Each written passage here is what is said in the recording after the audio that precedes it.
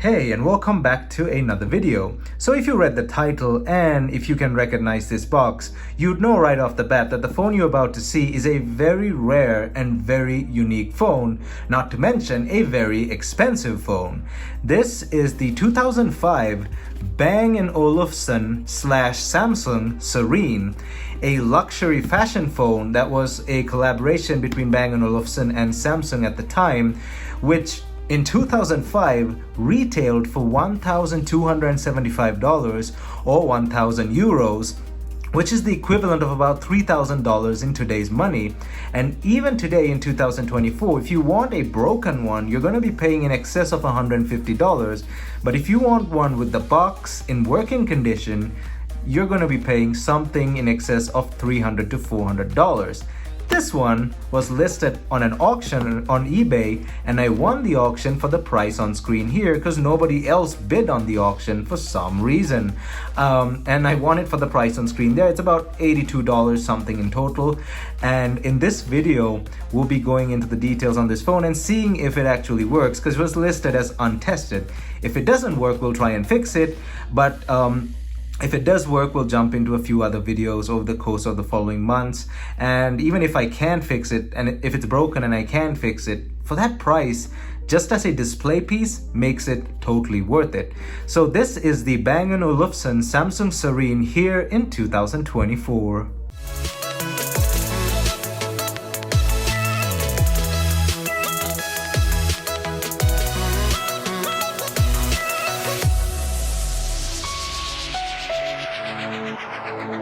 Now, as always with these videos, don't forget to smash that like button down below, as it helps this video get on YouTube's algorithm.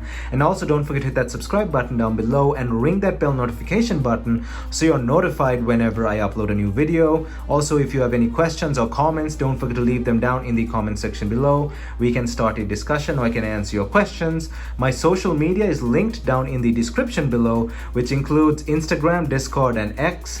And now let's jump right into this Samsung Bang & Olufsen Serene here in 2024. Alright, so firstly let's go ahead and unbox this thing, and we'll go from there. I'll talk a bit on the history on this phone as well, but we'll unbox it right here.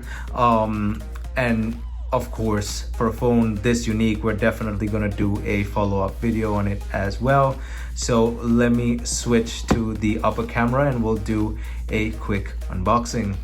So at the top of the box here, it says Serene over there. It's a bit sort of, I would say, raised, but it's definitely textured enough so you can feel it. It says Bang & Olufsen / Samsung, two innovative companies, one unique mobile phone. And it has some information here. Bang & Olufsen, I can't read that, that's probably in Danish. Design and sound, GmbH, a bunch of phone numbers for customer support and stuff like that. That's the original seal.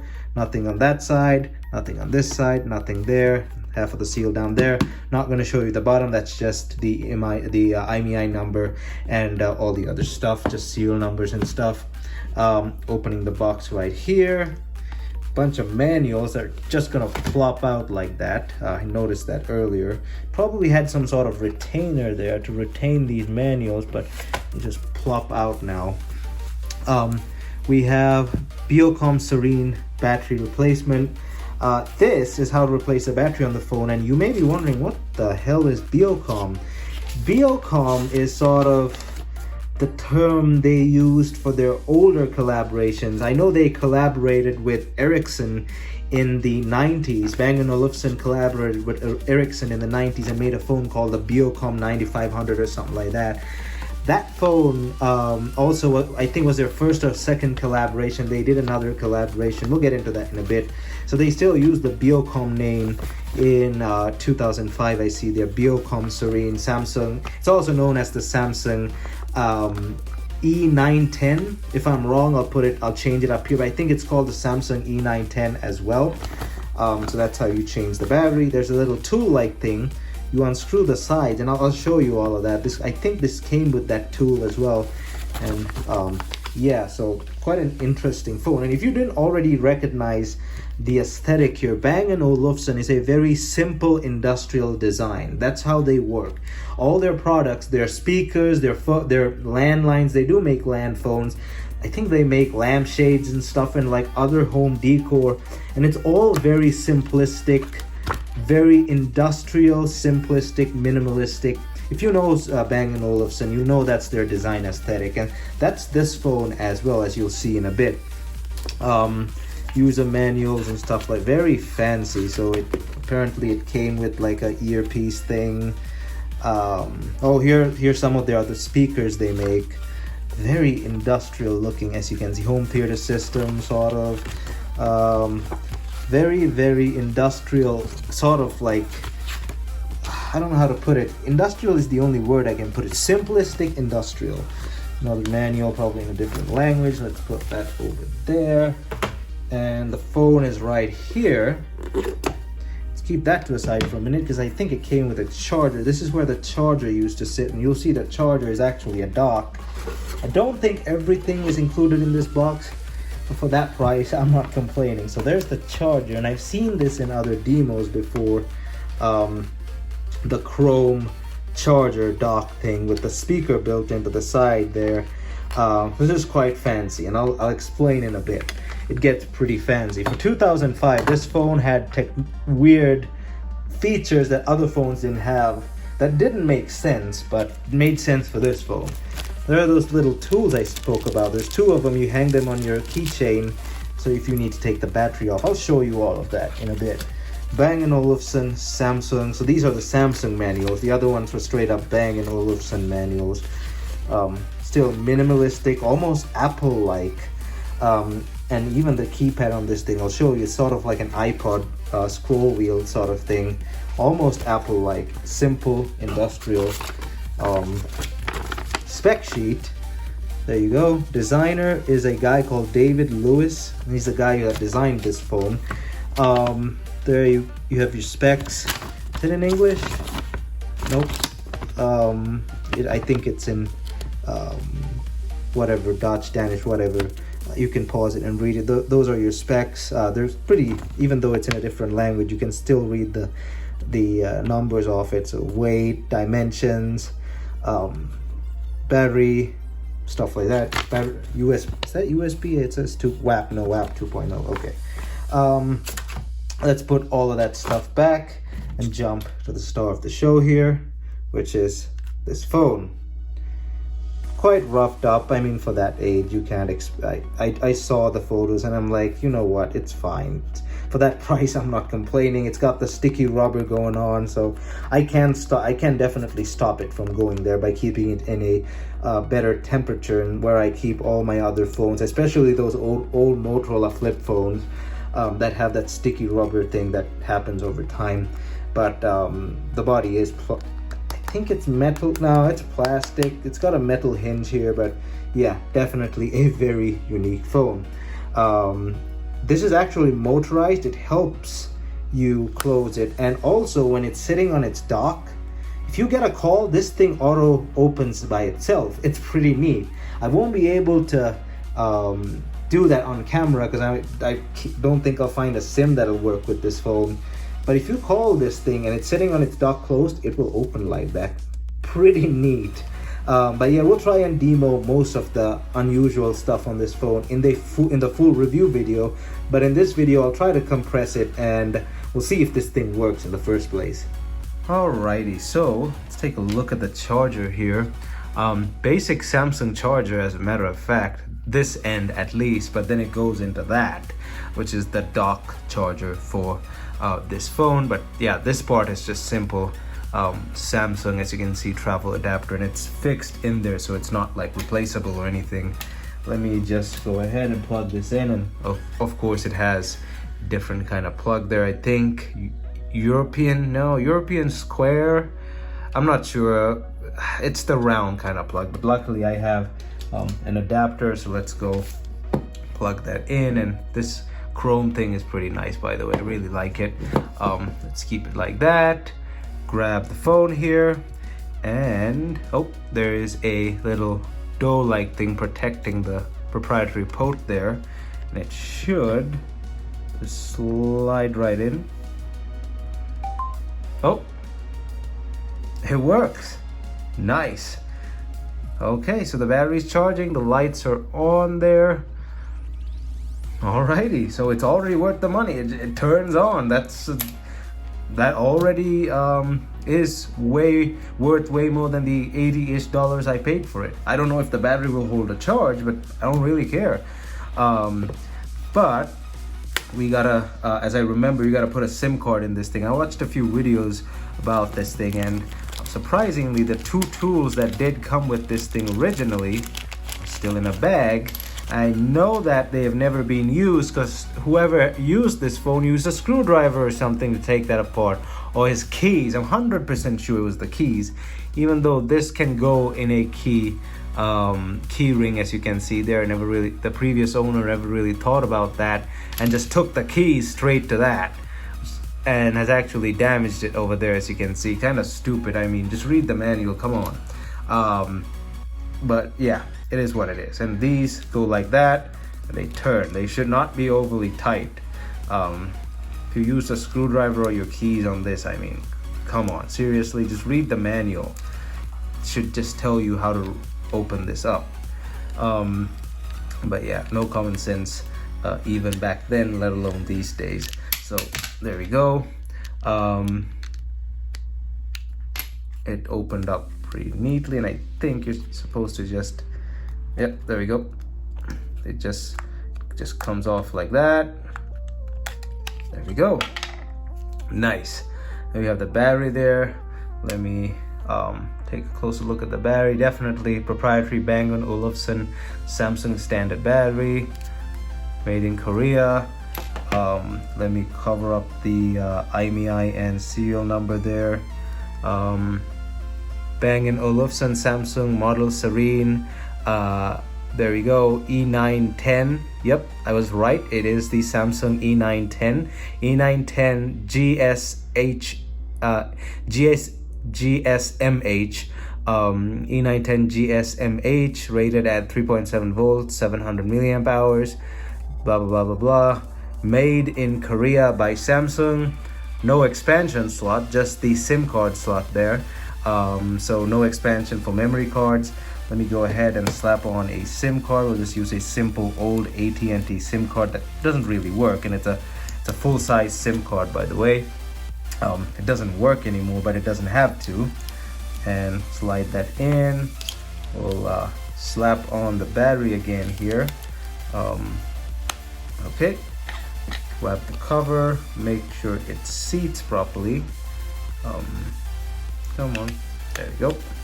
Make sure it seats on both sides, and grab the tool again, and it'll screw right in. Those are metal threads in there, so it's not like it's gonna strip out after a while.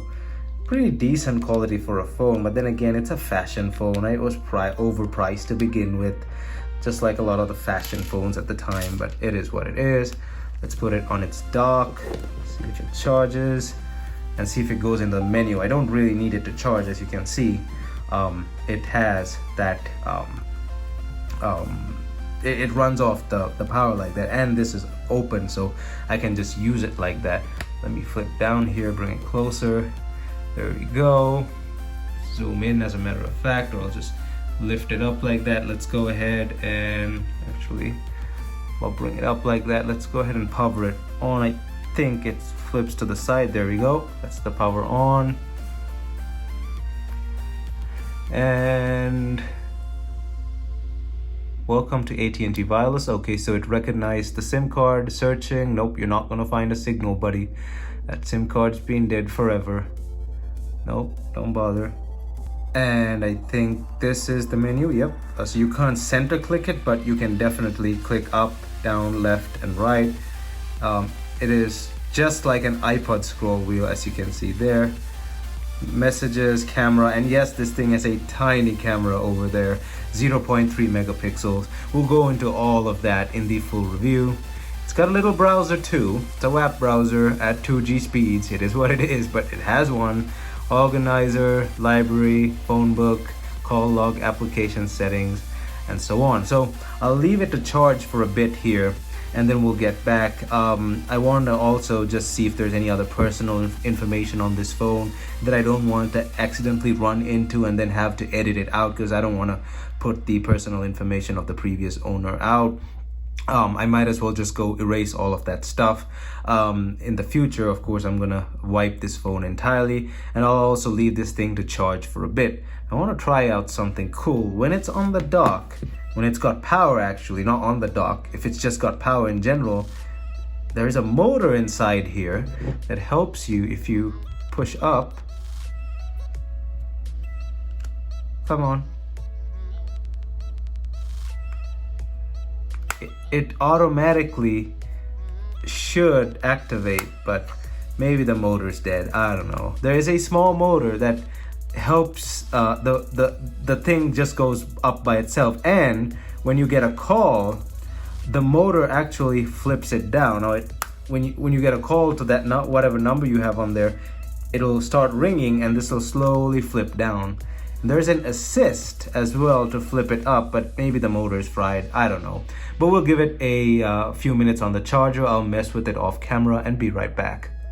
After fully charging this thing and taking it off the dock, I can confirm that the motor actually works.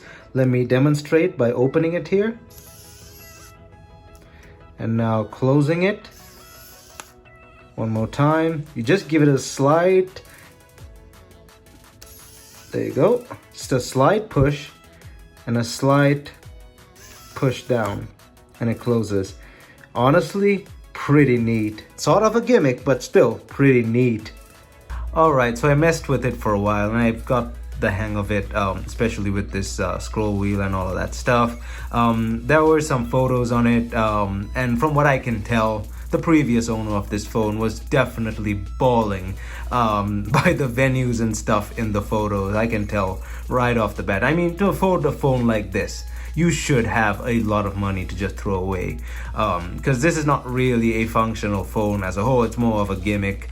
Yeah, if you like the whole minimalist industrial aesthetic thing, sure, but I mean, $1,275 for a phone in 2005 was just insane. And this phone's successor, the Serenata, which was released in like 2007 or 10, I can't remember. I'll put it up there, and I'll put a photo of it as well.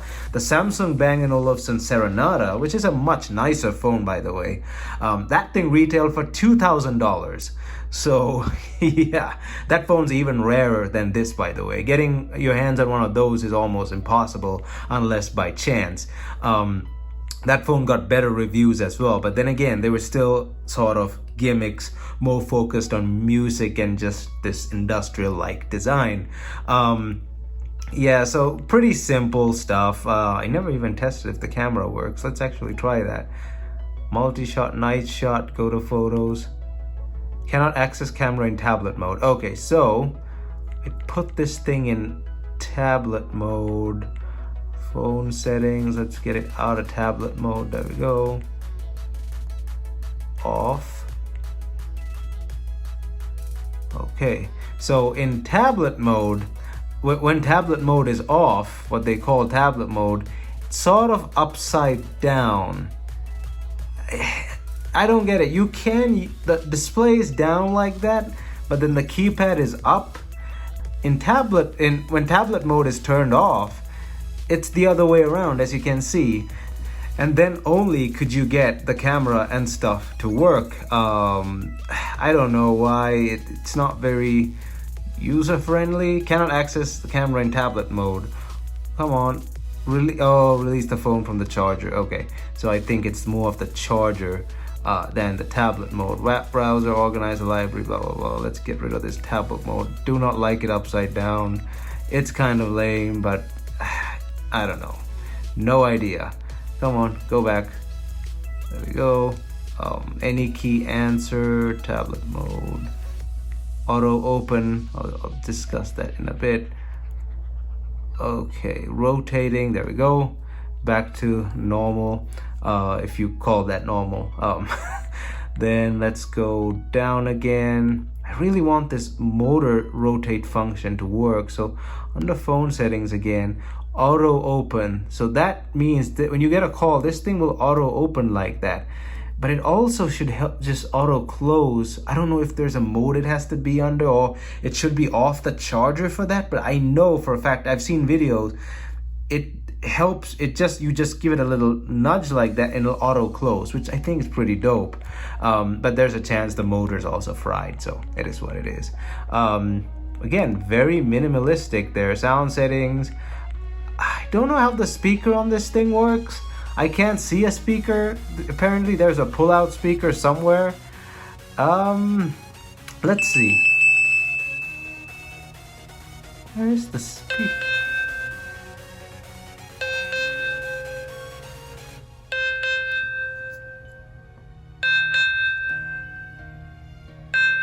It may be internal, I'm not sure. Or it's just coming from the top.